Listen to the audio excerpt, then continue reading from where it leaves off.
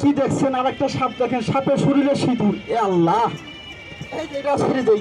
লাগিনি, তুই বন্ধ হস নাই? এই তো বন্ধ ঘুরিয়ে দেবে। হাতের বান ছাড়েন, হাতের বান ছাড়েন, আমার ক্ষতি করেন না, হাতের বান ছেড়ে দে। ইয়া রাসূলুল্লাহ, তাহলে জিনিসটা আমি ছাড়ি। এই যে জিনিসটা ছেড়ে দেই। দেখেন এটা চিনেন নাকি? এটা এই বাঞ্জারাম একা এটা দাঁড়াইস না, এটা গক্ষুরো না। গক্ষুর হইলে 500 টাকা দেবো মিষ্টি খাওয়ার জন্য।